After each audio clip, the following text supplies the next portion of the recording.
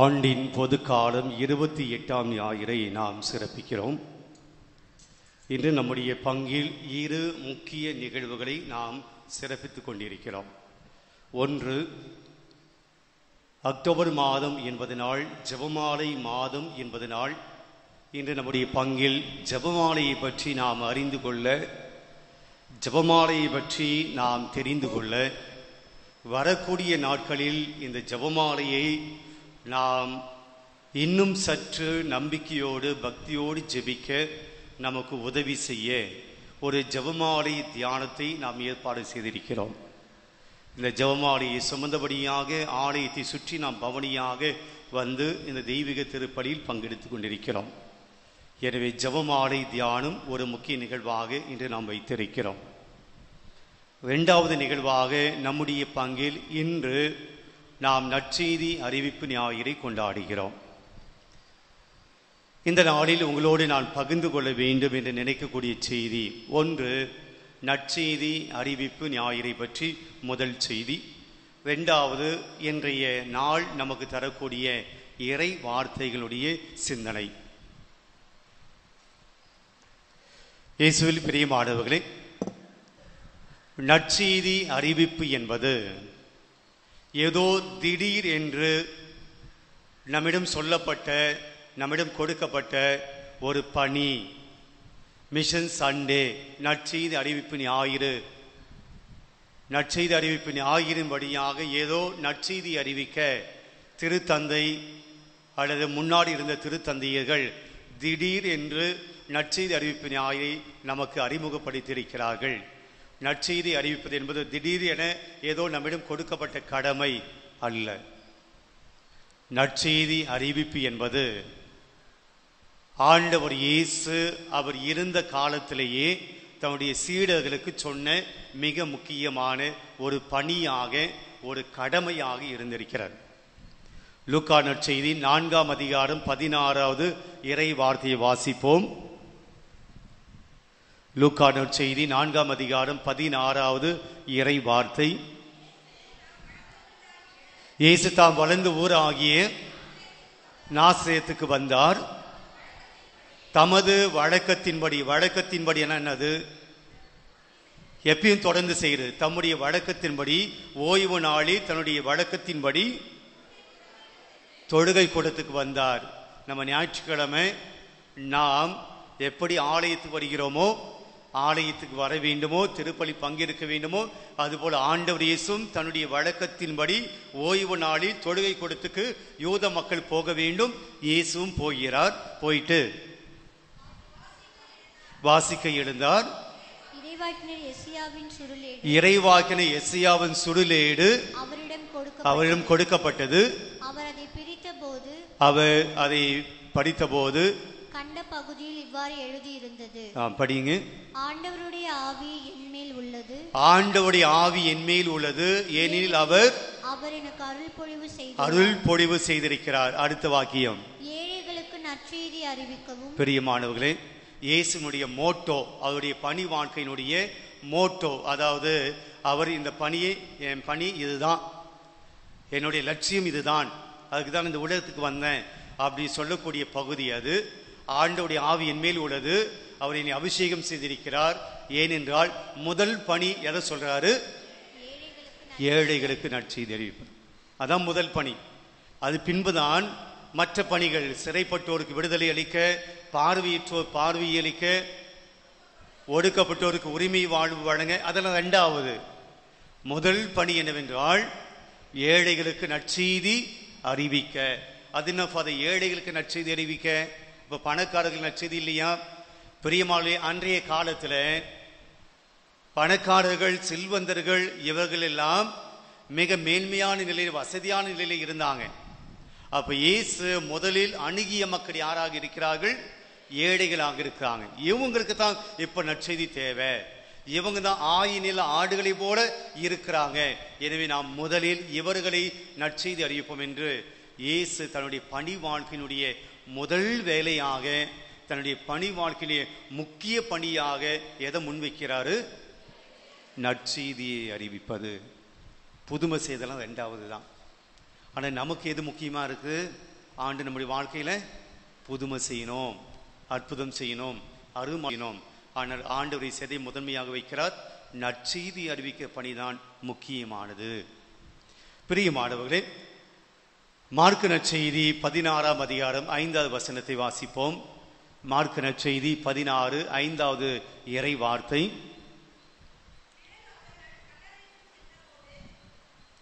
16 mark நற்செய்தி 16 15வது வசனம்.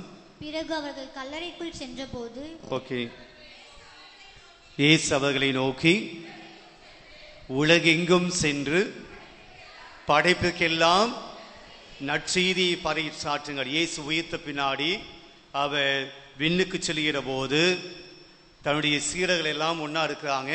அவங்களை பார்த்து என்ன சொல்கிறார்? உலகெங்கும் சென்று நற்செய்தியை பறைசாற்றுங்கள். இதுதான் தன்னுடைய சீடர்களிடம் கடைசியாக கொடுக்கக்கூடிய பணி. பெரியமானவர்களே, உலகெல்லாம் சென்று பேய் ஓட்டுங்க சொல்லல, உலகெல்லாம் சென்று அற்புதங்கள் செய்யுங்கள் சொல்லல, உலகெல்லாம் சென்று அதிசயங்கள் செய்யுங்க இல்ல. ஆண்டவர் சொல்கிறார், சீடர்களுடைய மிக முக்கியமான பணி உலகெல்லாம் சென்று நற்செய்தியை அறிவியுங்கள். இன்னொரு இடத்துல ஆண்டவர் சொல்லுவார், பிரியமானவர்களே, எல்லாரும் உம்மை தேடிக்கொண்டிருக்கிறார்கள். பேதுடைய வீட்டுக்கு போவார் இயேசு. அங்கே பேதுடைய மாமியாரை குணப்படுத்துவார். அது பின்பாக அந்த மாலை வேளையிலே நிறைய மக்கள் இயேசுவிடம் வருவார்கள். எல்லா நோயாளர்களையும் குணப்படுத்துவார். அன்று இரவு விடிய காலையில இயேசு போய் தனிமையான இடத்துல போய் ஜெபிப்பாரு. அப்போ சீடர்கள் இயேசு எங்க அப்படின்னு தேடுவாங்க. ஏன்னா விடிய காலையில போய் இயேசு ஜெபிக்கிறார்.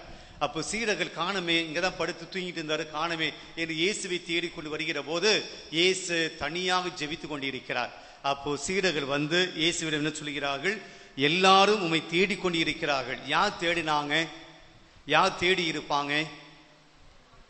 சீடர்கள் இயேசுவோட தான் இருந்தாங்க, அவங்க தேடி இருப்பாங்க. எல்லாரும் தேடுறாங்க. சீடர்கள் நாங்கள் எல்லாம் உம்மை தேடினோம் அப்படின்னு சொல்லல, எல்லாரும் தேடிக்கொண்டிருக்கிறார்கள். யார் தேடி இருப்பாங்க?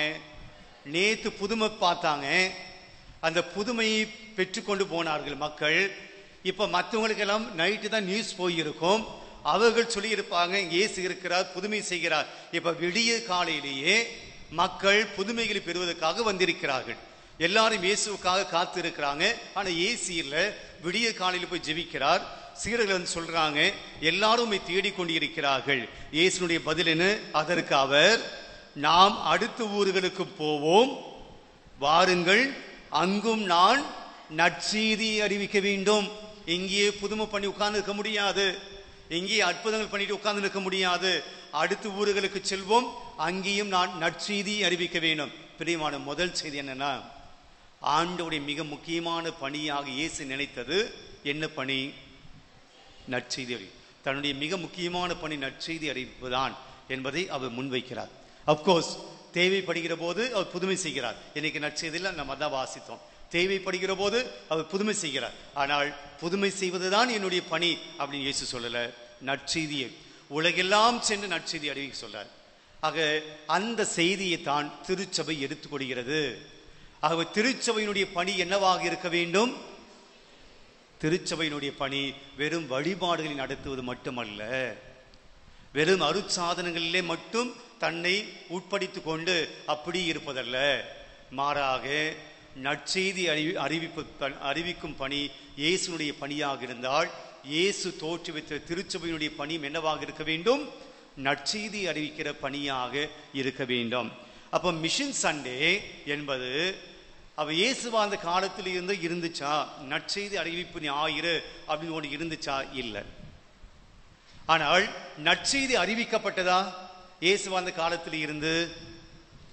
எதுக்கும் அமைதியா இருந்த அப்படி இயேசு வாழ்ந்த காலத்திலிருந்து நற்செய்தி அறிவிக்கப்பட்டது. ஆனால் நற்செய்தி அறிவிப்பு ஞாயிறு அப்படின்னு ஒண்ணு கிடையாது. அப்ப நற்செய்தி அறிவிப்பு ஞாயிறு ஏன் வந்துச்சு அதை நம்ம பின்னாடி பார்க்க போறோம். அப்ப தொடக்க காலத்தில் இருந்து நற்செய்தி அறிவிப்பு பணி தொடர்ந்து நடந்து கொண்டு இருந்தனால்தான் தோமையார் இங்கே வந்தார். இங்க வந்து நற்செய்தியை அவர் அறிவித்தார்.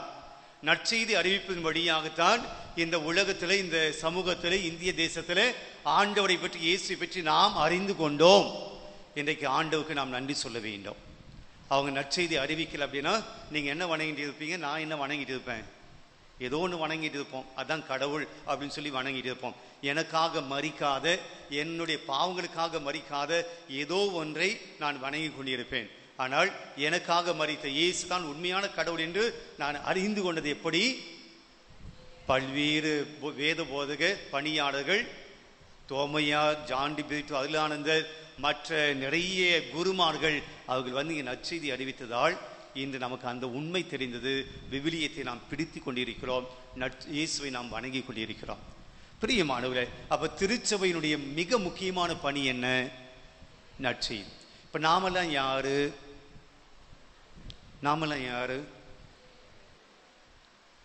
நற்செய்தி அறிவிப்பது நம்ம வேலை. நாமெல்லாம் யாரு? நாம் தான் திருச்சபை. திருச்சபை என்பது பில்டிங் கிடையாது, நாம் தான் திருச்சபை. அப்ப நம்முடைய பணி என்ன? முதன்மையான பணியாக இருக்க வேண்டும், நற்செய்தி அறி. ஆனால் இது பிற்காலத்தில் நடந்துச்சா அப்படின்னா நடக்கல, அப்படியே தோய்வடைந்து கொண்டே வந்தது. எனவே இந்த நற்செய்தி அறிவிப்பு ஞாயிறை தொடங்குவதற்கு மிக முக்கியமான காரணமாக இருந்தவர்கள் திருத்தந்தை அல்ல, துறவிகள் அல்ல, உங்களை போல ஒரு பொது நிலையினர். அதுவும் யார் என்றால் ஒரு பெண்மணி. அவனுடைய பெயர் பவுலின் ஜெரிகோட், பிரான்ஸ் தேசத்தைச் சேர்ந்தவர். என்ன நடந்தது? பிரியமானவர்களே, அன்றைய சூழ்நிலையில் அமெரிக்க தேசத்தில் அவ்வளவாக கிறிஸ்துவ மதம் பரவவில்லை. ஒரு சில குருமார்கள் அமெரிக்க தேசத்துக்கு சென்று அங்கே நற்செய்தியை அறிவித்து வந்தார்கள்.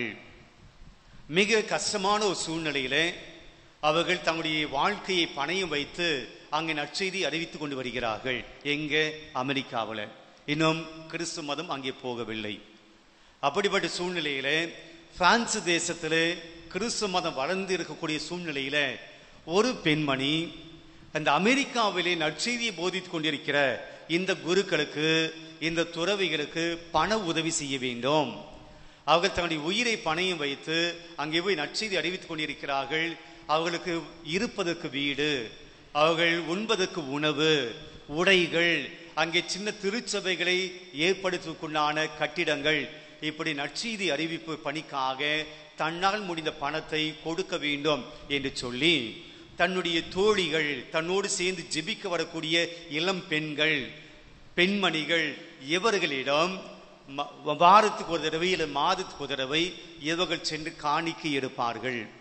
அப்படி எடுத்து அதில் வரக்கூடிய பணத்தை தங்களுடைய ஆயர் வழியாக, இந்த மறைமாவட்டத்துடைய ஆயர் வழியாக எங்கே அனுப்பினார்கள்? அமெரிக்க தேசத்துக்கு அனுப்பினார்கள். அப்படியாக இவர்கள் தொடங்கிய இந்த ஒரு சின்ன முயற்சி நிறைய பேர் வாலண்டியர்ஸாக அவர்களாகவே பணம் கொடுத்து, நாங்கள் நற்செய்தி அறிவிக்க முடியல, ஆனால் நற்செய்தி அறிவிப்பதற்காக எடுக்கப்படுகிற இந்த முயற்சியை நாங்கள் பாராட்டுகிறோம், வாழ்த்துகிறோம், எங்களால் முடிந்த உதவி செய்கிறோம் என்று சொல்லி தன்னுடைய பணத்தை கொடுத்தார்கள். பிரியமானவர்களே, இவர்கள் கொடுத்தவர்கள் எல்லாம் அன்னைக்கு ரொம்ப பெரிய பணக்காரர்கள் அல்ல, மிகப்பெரிய செல்வந்தர்கள் அல்ல. இவர்கள் அன்றாட வேலைக்கு செல்லக்கூடியவர்கள். அன்றாட வேலைக்கு செல்லக்கூடிய அந்த லேபர், அந்த வருமானத்தில் இருந்து, அந்த குறைந்த வருமானத்திலிருந்து இந்த நற்செய்தி பணிக்காக கொஞ்சம் எடுத்து ஒதுக்கினார்கள். அப்படி ஒதுக்கித்தான் சில பல ஆண்டுகள் அவர்கள் இதை செய்து வந்தார்கள். இப்படி இந்த முயற்சியானது பெரிதாக பிரியமானவர்களே, திருச்சபை இந்த பணியை எடுத்துக்கொள்கிறது. திருச்சபை இந்த பணியை உலகமெங்கும் இருக்கக்கூடிய எல்லா நாடுகளுக்கும் இதை செய்ய வேண்டும். அமெரிக்காவுக்கு மட்டுமல்ல, ஆப்பிரிக்கா தேசத்துல, அன்றைக்கு ஆசிய தேசத்துல இன்றைக்கு இருந்தது போல அன்றைக்கு கிறிஸ்துவ சமூகம் வளரவில்லை. அப்போ அவர்கள் திருச்சபை இந்த பணியை மேற்கொண்டு propagation of faith என்கின்ற ஒரு துறையை வத்திக்கான் நகரம் துவங்குகிறது. propagation என்றால் அறிவித்தல், faith என்றால் நம்பிக்கை, விசுவாசம். ஆக நற்செய்தியை அறிவித்தல் என்கின்ற ஒரு துறையை திருத்தந்தை 9ஆம் பத்தினாது துவங்கி வைக்கிறார். 9ஆம் பத்தினாது. ஆக அவர்தான் முதலாக 1926ஆம் ஆண்டு அடுத்த வருஷம் வந்தால் மிஷன் சண்டே துவங்கி எத்தனாவது ஆண்டு வரப்போகிறது? 100 ஆண்டுகள் சென்டினரி. 100வது ஆண்டு அடுத்த ஆண்டு கொண்டாடும். 99 ஆண்டுகளாக இந்த மிஷன் சண்டே துவங்கப்பட்டு 99 ஆண்டுகளை நாம் நிறைவு செய்கிறோம். 99 ஆண்டு காலமாக திருச்சபையானது இந்த நற்செய்தி அறிவிப்பு பணிக்காக இந்த ஞாயிறை ஏற்படுத்தி இயங்கிக் கொண்டிருக்கிறது. பிரியமானவர்களே, இன்று நற்செய்தி அறிவிப்பு என்பது வெறும் நற்செய்தி அறிவிப்பதற்காக மட்டுமே நாம் கொடுக்கக்கூடிய காணிக்கை செலவு செய்யப்படவில்லை. மாறாக அடிப்படையான காரணங்களுக்காக, அடிப்படையான தேவைகளுக்காக செலவும் செய்யப்படுகிறது. முதல் முக்கியமான ஒன்றாக செமினேரி. நிறைய நாடுகளில் இறை ஆலயத்தை உருவாக்க வேண்டும், குருக்களை உருவாக்க வேண்டும். அவங்களுக்கு என்ன தேவை? குருக்களை உருவாக்க வேண்டும் என்றால் நீங்க வாழணும் அப்படின்னா உங்களுக்கு என்ன தேவை? வீடு தேவை. அவர் செமினரி குரு மாணவர்கள் உருவாக்க வேண்டும் என்றால் அவர் படிப்பதற்கு என்ன தேவை? செமினரி தேவை. இப்போ பூந்தமல்லி இருக்கக்கூடிய செமினரிலாம் யார் கட்டினது? அதெல்லாம் வெளிநாட்டு அவங்க தான் கட்டினது, நம்ம கட்டல. ஆனால் இன்றைக்கு அங்கே மட்டும் குருக்களாக மாறியவர்கள் எத்தனை ஆயிரம் எனக்கு தெரியாது. எத்தனை ஆயிரம், அதில் நானும் ஒருத்தன். அங்கே செமினரி இல்லைன்னா நான் படிச்சுக்க முடியாது, இங்கே இறை வார்த்தையை போதித்து கொடுக்க முடியாது. அப்போ இங்கே இறை வார்த்தையை போதிக்க வேண்டும் என்றால் யார் தேவை? ஒரு குரு தேவை. அந்த குரு உருவாக வேண்டும் என்றால் என்ன தேவை? ஒரு செமினரி தேவை.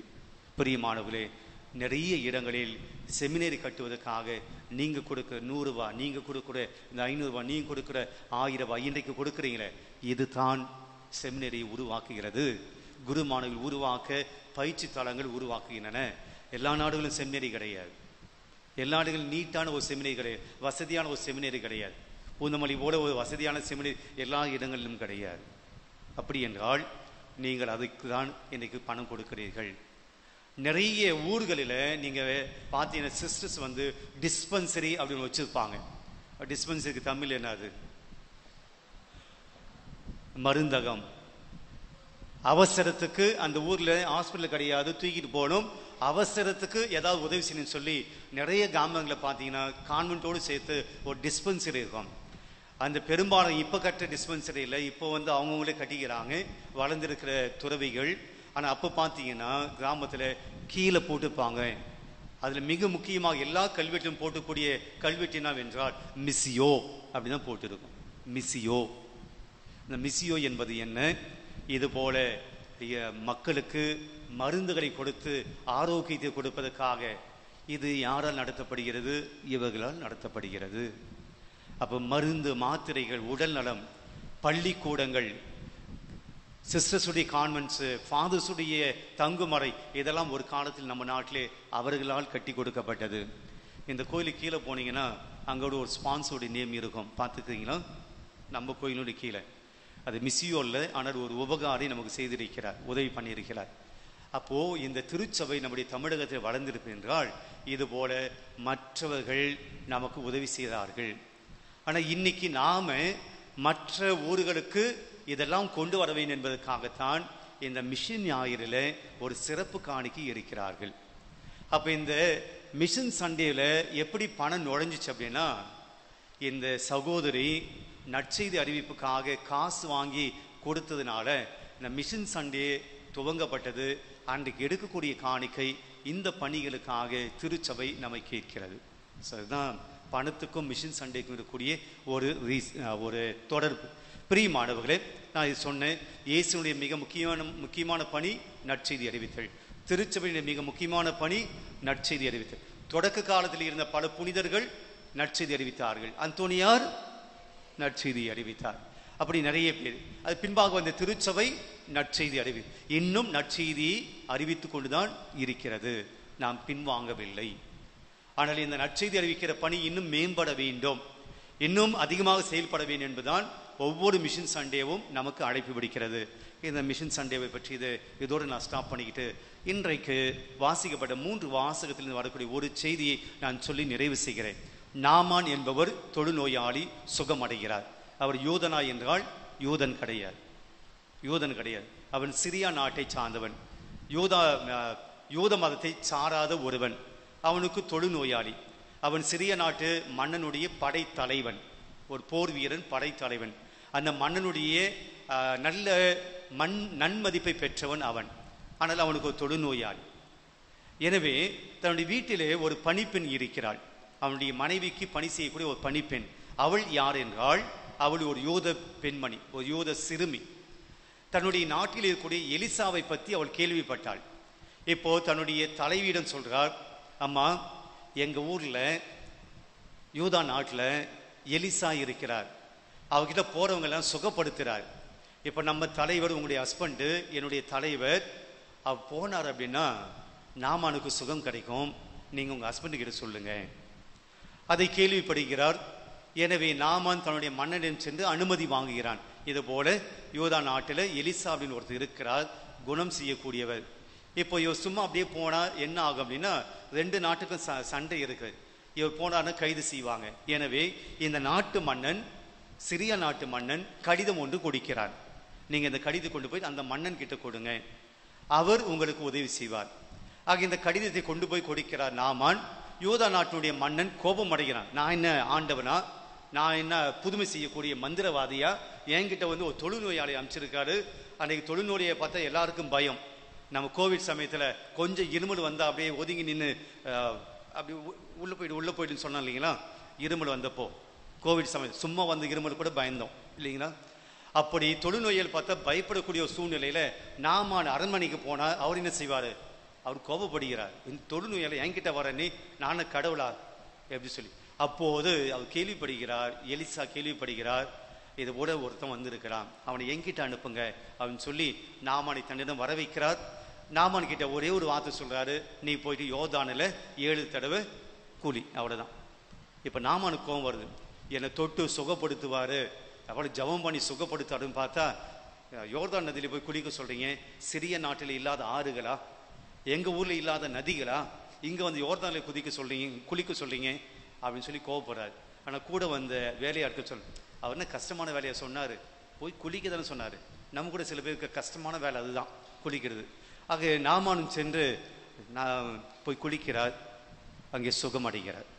பிரியமானவரே, அதன் பின்பாக அவர் கொண்டு வந்த காணிக்கையெல்லாம் கொண்டு வந்து எலிசாவிடம் கொடுக்கும்போது எலிசா சொல்லுகிறார், நான் உன்னை குணப்படுத்தல, குணப்படுத்தியது யாரு, கடவுள் குணப்படுத்தினார். என் உன் காணிக்கையெல்லாம் கொண்டு போ, உன் காணிக்கை எனக்கு தேவையில்லை.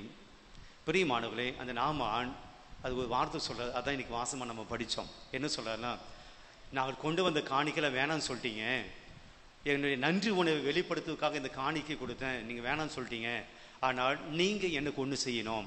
என்ன செய்யணும், உங்க நாட்டு மண் இருக்கு இல்லையா, அந்த மண்ணை 2 கழுதை எவ்வளவு சுமக்குமோ, 2 கழுதையால எவ்வளவு மண்ணை சுமக்க முடியுமோ அவ்வளவு மண்ணை நான் இங்கிருந்து கொண்டு போறதுக்கு எனக்கு உதவி பண்ணுங்க.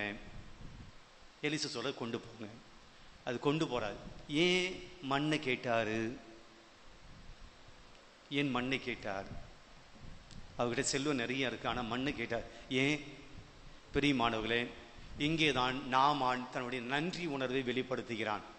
சொத்து கொடுத்தாரு, பொருளை கொடுத்தாரு, வெள்ளியை கொடுத்தாரு, தங்கத்தை கொடுத்தாரு, நன்றியை வெளிப்படுத்துகிறார்.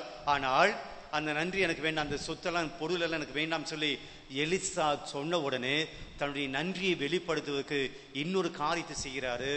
நான் கொண்டு வந்தது தான் உங்களுக்கு தேவையில்லை, நான் என்னையே கொடுக்கிறேன்.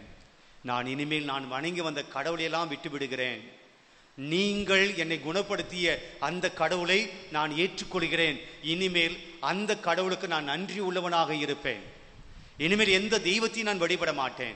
இந்த மண்ணு கொண்டு போயிட்டு, இதுதான் வாழும் கடவுள், வாழ்கின்ற கடவுள் இருந்த மண். இந்த மண்ணிலே தான் அந்த வாழும் கடவுள் இருந்தார். இந்த மண்ணை பார்க்கிற போதெல்லாம் என்னை குணப்படுத்திய தேவனை பார்க்கிறேன், கடவுளை பார்க்கிறேன், நான் அவருக்கு ஆராதனை செய்யணும். என்னை இந்த மண்ணை கொடுங்க. தன்னை குணப்படுத்திய கடவுளுக்கு அந்த மனிதன் நாமான் யூதன் கிடையாது, பிற இனத்தான், துறை இனத்தான். ஆனால் தன்னை குணப்படுத்திய கடவுளுக்கு தான் நன்றி உள்ளவனாக இருக்கவேன் என்பதற்காக தன்னுடைய போலியான தெய்வங்களெல்லாம் விட்டுட்டு, தன்னுடைய வழிபாடெல்லாம் விட்டுட்டு இந்த உண்மையான கடவுளை ஏற்றுக்கொண்டான். இதுதான் உண்மையான நன்றி. நம்மிடம் இருப்பதை கொடுப்பதை விட நம்மையே கொடுப்பதுதான் உண்மையான நன்றி. அதுதான் முதல் வாசகம்.